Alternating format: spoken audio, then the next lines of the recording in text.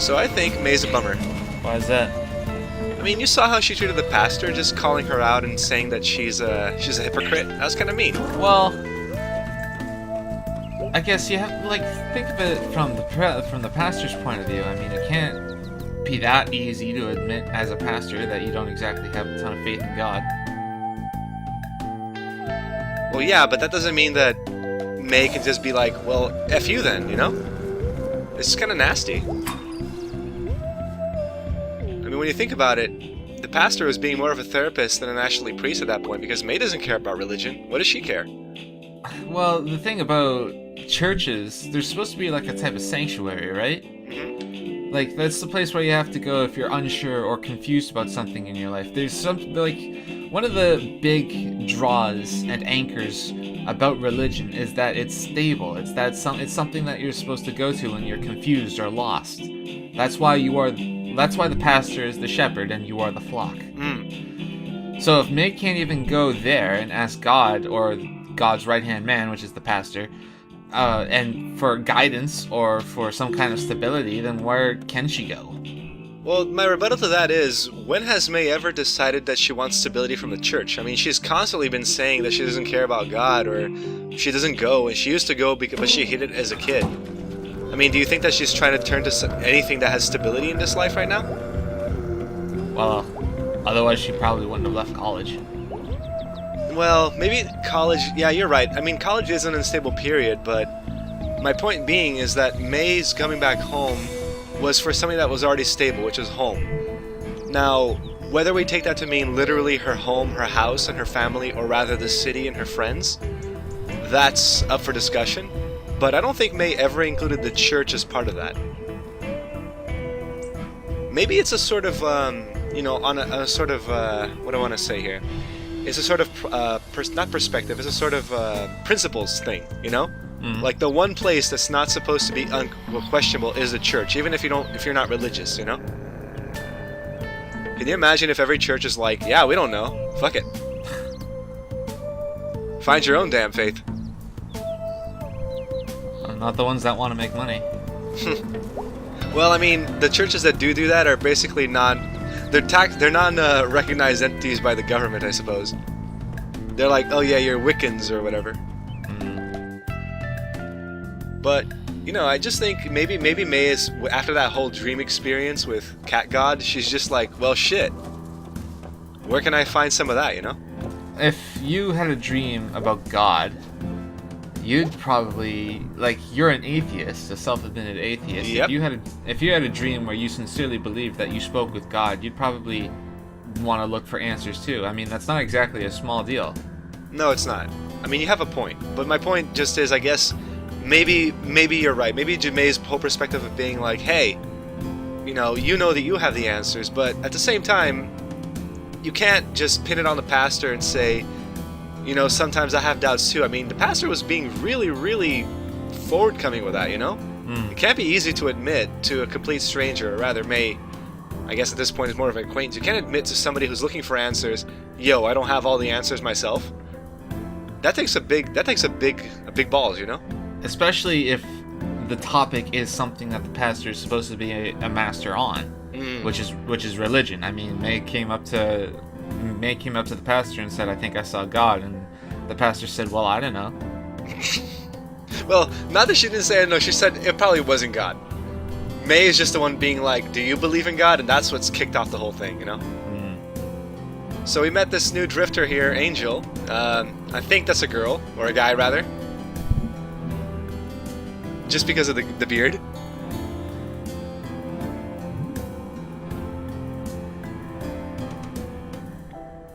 The question that we can ask here about a ghost encounter, if Angel has seen Casey, asking about the ghost just seems kind of stupid, but asking about Casey seems productive.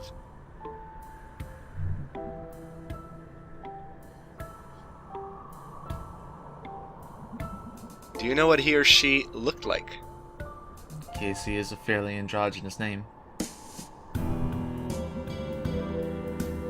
He looked kind of like me. Racist. What, like a cat? No, that's not racist. I mean, it's speciesist. Speciesist. Speciesist. Well, this game never brought up race, has it? Or speciesism. You know, for a game like this, it's actually an interesting point. Like, is there a particular reason why we have a goat and a bird and a cat, and not, say, I don't know, a black and Asian and a white? I don't know. I don't know what the perspective was to make this game funny animal or furry, as you will. I just figured that maybe it's the cutesy look for it. Maybe they're just easier to draw. You think it was just for art's sake? Well, I mean, it's entirely possible. I mean, look at their eyes. Would you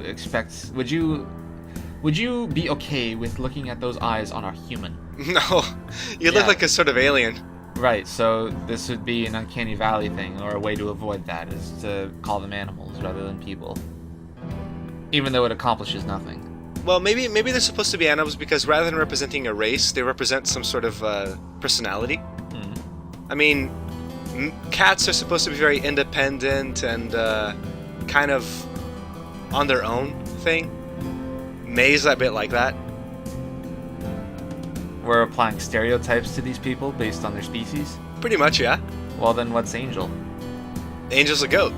Goats are very aggressive and roaming. I don't think I've ever heard those stereotypes applied to goats. Goats are aren't they very, like, frisky and very, like, fidgety? I guess fidgety would be a good way to put it. They eat anything, and they seem to... Like, if we're going by stereotypes, then they really enjoy fabric. Which is why this guy's not chewing up his own clothing, right? Probably chewed his own ear off, though. Well, that's impressive considering how small it is and how far away his mouth is. He's a goat, his mouth is far away. Yeah, someone else nibbled on it. Well, that's over. I guess Germ was not having a good time with Angel. It's kind of weird. I mean, Germ kind of hangs out with these people. Something bad's coming. That's pretty ominous coming from Germ of all people. Well, May knows, so she's not surprised. Oh, it's a ghost, Germ. A real-life ghost. It's definitely not the end that God told us to watch out for. There aren't ghosts. Ghosts aren't a thing. There you go. Germ is very, very... Yeah, how do you know? What's your authority, Germ? I had to hear it straight from Germ's mouth. My brother would have visited. Well, that's a downer. Your brother's dead, Germ, and that's kind of a shitty way to put it. Well, you're the one that's jumping to the conclusion that Germ is saying that he's dead. Maybe his brother's a ghost hunter. Or a ghost buster. Don't cross the streams, yo. Don't tell me what to do. But just to bring it back really fast to the topic of the choice of making them animals, I don't know if it was just because of an artistic choice to be like, yo, this is kind of cute, let's stick it in. Or if it is trying to say something about their personality and to be like, how do we convey these people with a visual shorthand of what they're like? Because earlier in the game, if you recall those 3 kids that were playing FBI and Killer Joe, I think they're all part of the same family. And they're all different species. Okay. So, you know, unless they're adopted or something like that, and they're all different races, I'm pretty sure they're all the same bloodline, and they just have different species because of their personality. Greg's supposed to be a fox, right? Actually, that's a funny topic. I think the thread was saying earlier he's supposed to be a fox, but people thought he was a dog. Or the other way around. Some people thought he was like some sort of deer. Okay, whatever. So Greg is just like... He's the fill-in-your-blank character. Okay, well, assuming he is fox or dog, then what stereotypes is he really fulfilling? He's very loyal and cunning. You think Greg is cunning? Yeah. You think Greg, let's stab ourselves in the hands and break... I didn't say he was smart. I said he was cunning. Those are 2 different things. What has he done to imply that he is cunning? He has found a way at least to land Angus. And, you know, that's a pretty... Huh? Come on, dude. Okay, I'm reaching. But I would say that maybe the fact that he's not in jail yet, and he's actually... You know, he's cunning in the way that he can leave work and not get fired. He can break lamps in the back of his job and not get fired.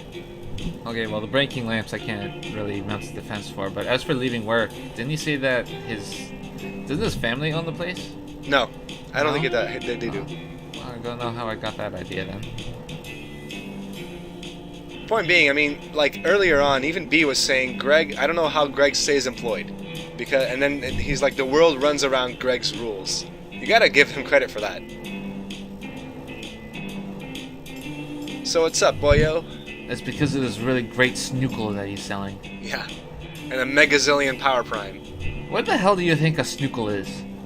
I'm pretty sure we answered this question before. Maybe it's some sort of energy drink. There's something written beneath the snookle label. I can't for the life of me read it though. I'm guessing it's some sort of drink.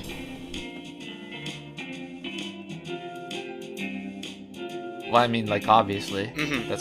That's what they are, but... They're like energy drinks, like Monster energy cans or something. Slam a snookle. Just down that sucker. That is a really ugly word. Snookle. It's fun to say, though.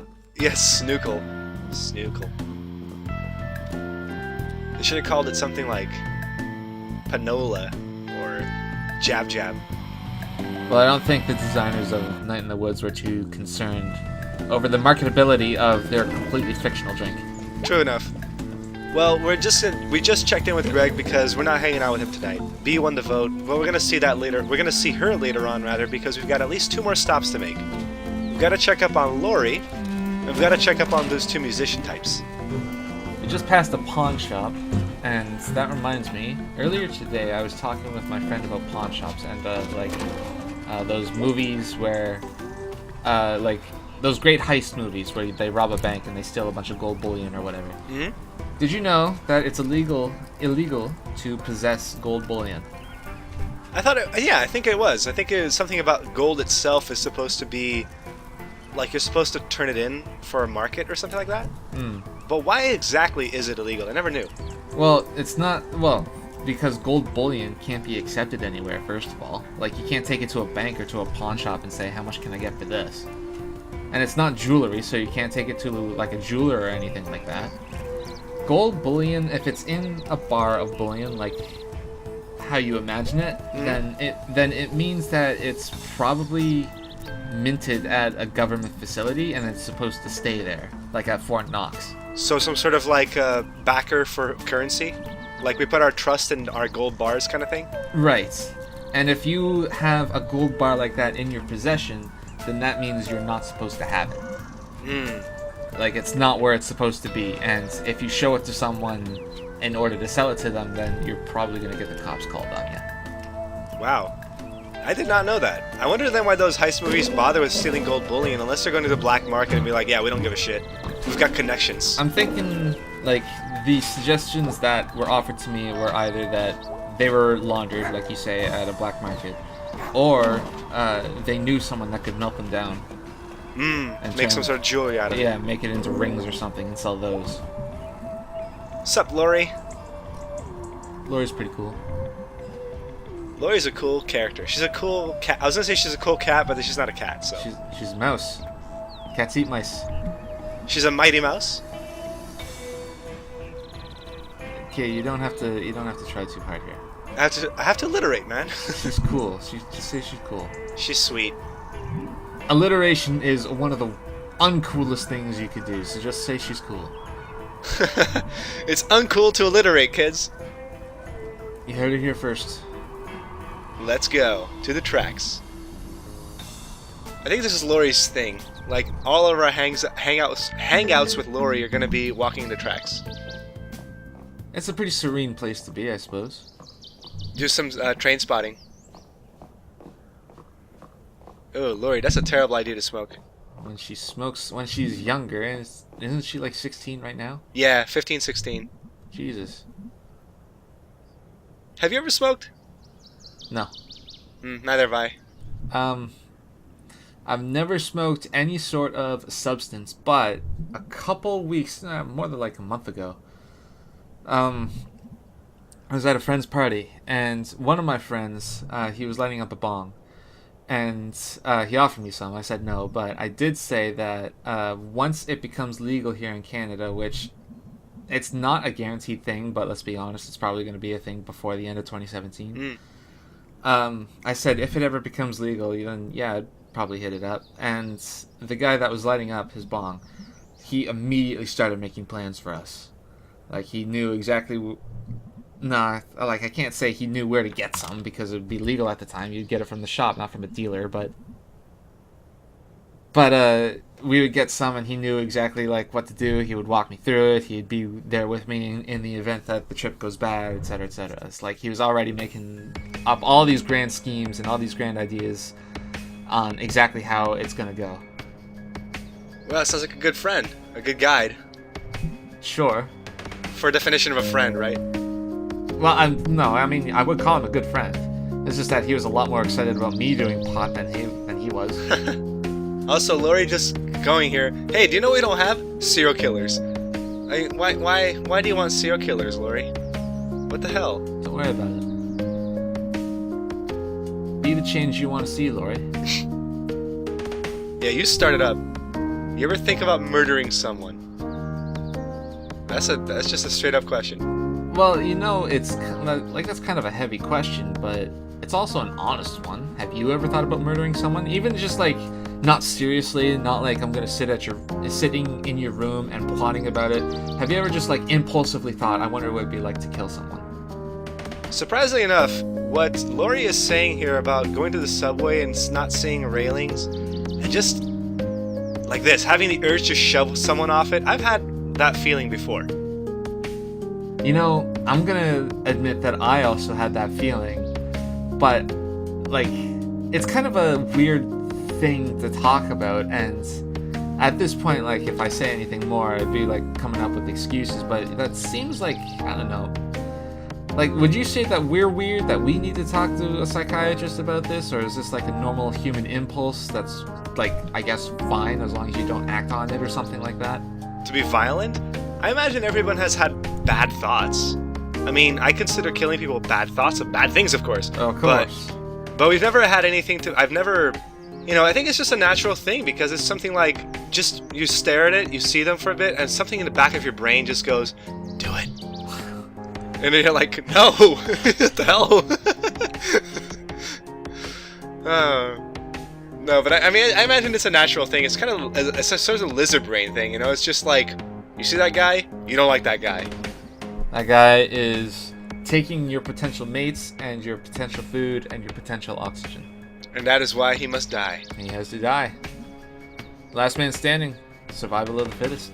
Man, we haven't outgrown much of our Neanderthal Cro-Magnon roots, have we?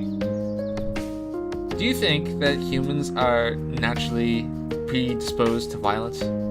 Naturally predisposed? Nature is naturally predisposed to violence. I mean, I suppose that's true. I mean, I want to say that we at least have the conscience to not do it, but at the same time, we are one of the only animals that actually does violence for the sake of it, instead of it for survival. I mean, there's no good reason for us to just go out there and be like, you know what I really want to do today? I want to shoot someone. It's like, animals don't do that. A dog doesn't go out and be like, I want to ravage a squirrel for food or whatever, You know what animal does do that? Like dolphins? Dolphins, yeah. Dolphins are a lot like us in that they also enjoy sex. And they also like to they also like to hit people or damage. Yep. Yeah. They also kidnap. They kidnapped? Holy shit. Yeah, they do. They do kidnap like kids from like rival pods or something. They have sex for the pleasure rather than the procreation. Mm-hmm. And I forget. It's just that they're just humans, or rather, dolphins are a lot like humans and dolphins, both good and bad. It's funny how we get to talk about these things, like when we're watching other two people talking about random stuff. We never talk about this kind of stuff on our own, do we? No, but at the same time, just night in the woods is a good excuse to just shoot the shit about a lot of things. Mm-hmm. I agree with that. I mean, we could talk about what it is that we're watching, but first of all, that's just like boring. I mean, we could talk about how these two are just staring at each other and talking about Lori's crushed soldiers. Which, kind of funny that May kept the crushed soldier that she got in the first time around, Doing rail art. But you're right. we could talk about what they're talking about, which is actually kind of what we did, and then it just leads from one topic to the next. Mm-hmm. I agree. It was cool, but I gotta get going. Thanks, Lori. You make every day better.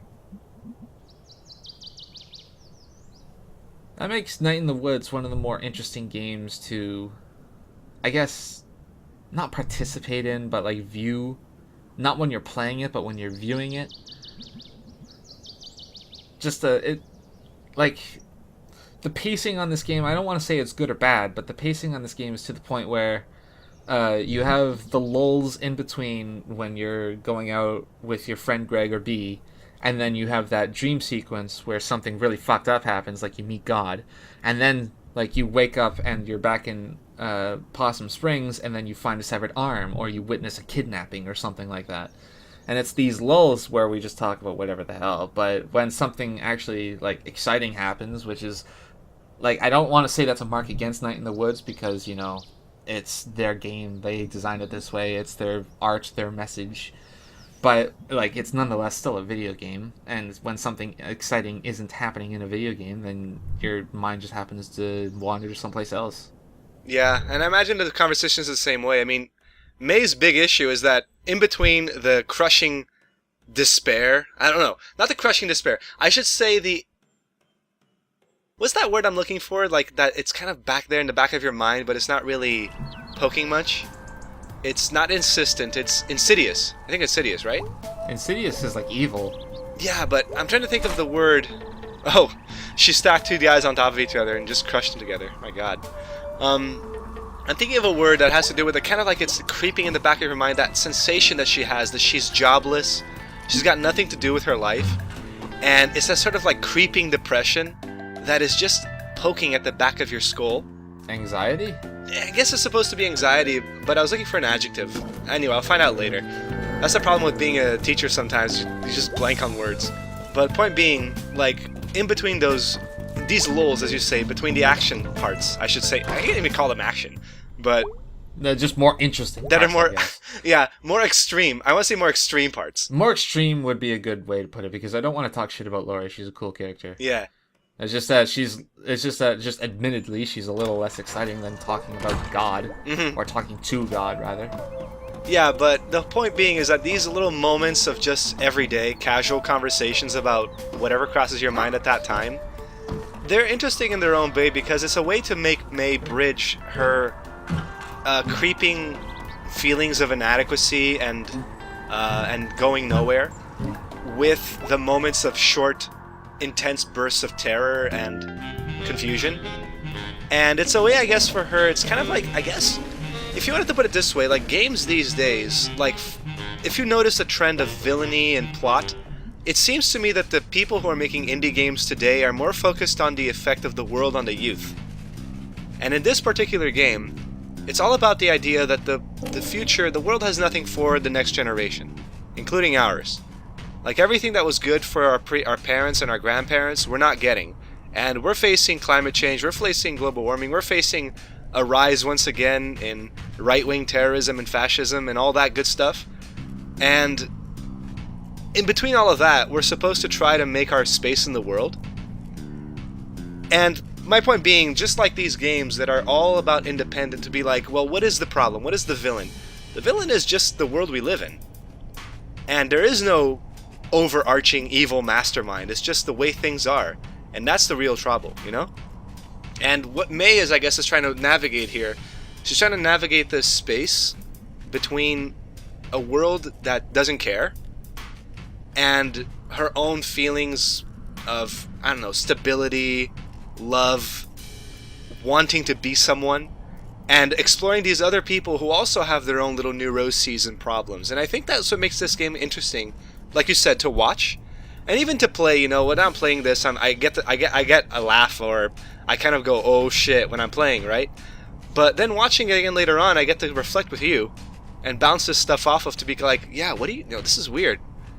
But at the same time, it's really interesting in that way. And I think that's what makes this game kind of fun, is that it lets you sit back, and in the moments between the extreme, you can just sit back and listen and read and think about what they're saying, which is very realistic in some ways. And that's all I wanted to say about that.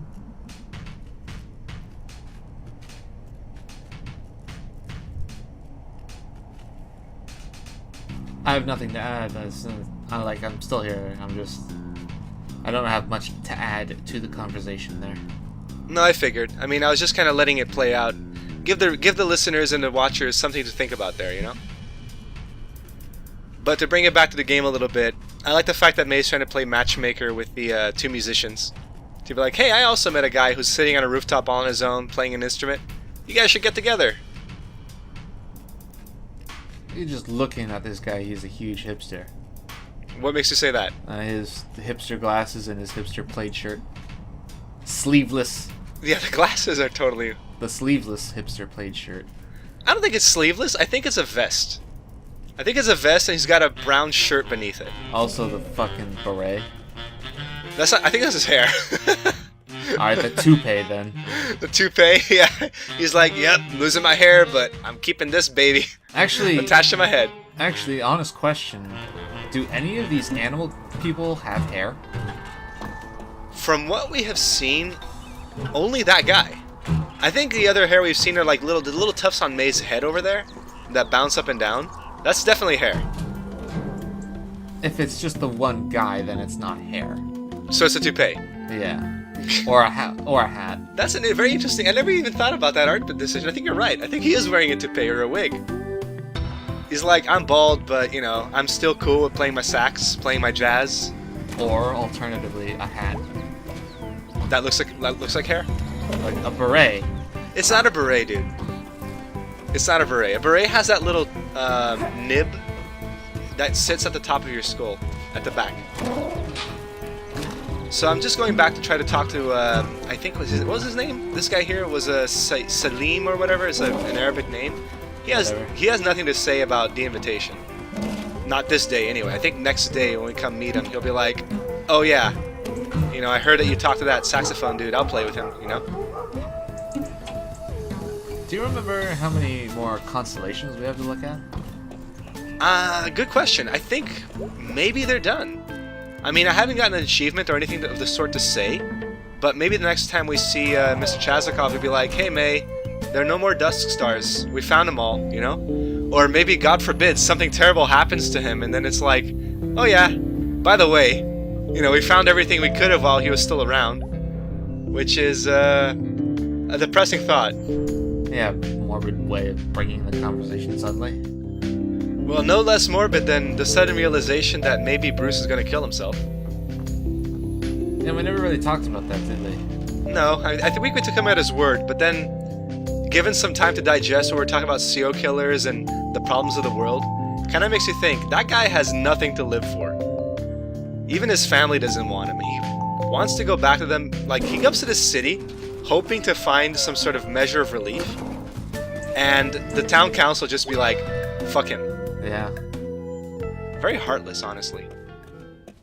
What's up, B? Hey, B. Sup, Bay? B the Bay? B the Bay, bada boom, ba ding dong. Okay, honest question, when is B knocked down? She's always kind of bleh. When you cheered her up with the fireflies at that old lady's house, and when you made her laugh at the mall. Yeah, that's a good point. Like the little certain moments of like, holy shit, life is actually fun again. Yeah. I mean, it's not impossible to make her smile is pretty much the point there. So what are you up to today? Well, B, you're the one. You have been chosen. Whatever you want to do, we'll do with you. That sounds sexy. B's not like that. I don't think she swings that way. Have fun. Well, we're going to be having fun with you, B, later on, because for now, we're just going to stare at you. Stare at you. Sounds awkward.